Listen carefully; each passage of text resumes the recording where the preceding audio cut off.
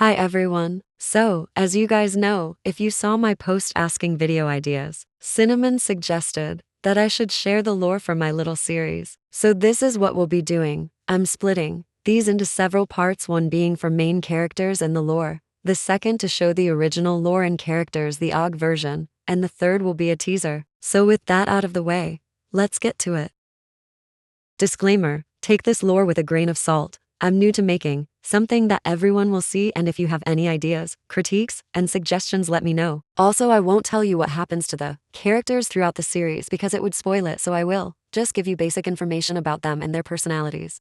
Trigger warning: this content contains racism, slavery, and genocide. If you are triggered by these topics, it's okay. Please feel free to click off. Fun fact: you may be wondering why this is called the manga, even though it's supposed to be a show on YouTube. But the thing is that this wasn't planned to be an indie animated show. This was planned to be a manga. During this time, we didn't really have ideas for names of this series, so we called it the manga even after we changed the plans into being a show. Lore: Beastarians are special beings familiar to humans, but they could turn into a mix of human and animal, and some into a full-on animal. Some could control it and others can't. It varies from person to person. Or in this case, Beastarian to Beastarian, this species was there just as long as any other species, humans, but as the world became more violent, some countries aimed to eradicate this race and many other races, and this is where our story begins.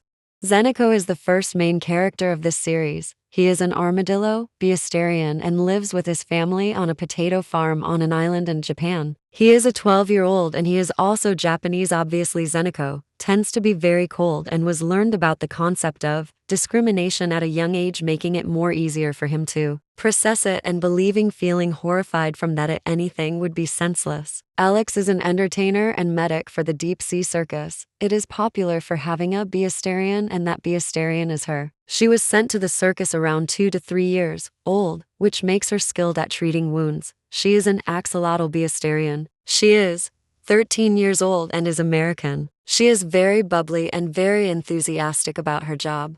Usagi was once a slave for a Japanese-American family. When she was sold, she had no name, so they called her Usagi because that was her Beastarian in Japanese, a rabbit. She eventually ran away with a large group of people, soon making a hidden town where she lives in. She is 14, has depression, and is a Filipina. Usagi tends to be quiet, but she won't hesitate to stand up for someone. Satoya is also from an island called Kimona Island. He lives with this family, being a single mom and 2 sisters. He is a lizard Beastarian. For years, he trained to be a swordsman since he was around 5 years old, causing him to be quite talented for a 9-year-old.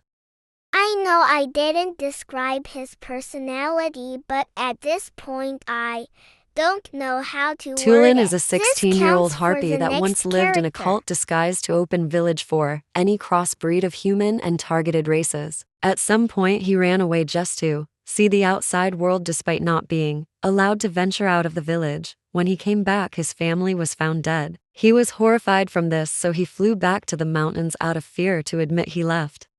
Locke is another harpy and is 11 years old. He once lived in a secret village from the sky, but was banished after his torment over other young civilians. He is very aggressive and tends to torment Satoya and intimidate the rest of the group. But to bring the end of the video with a high note, he does have a chance of redemption.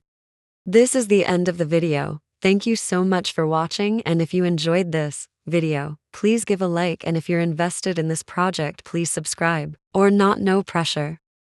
Bye.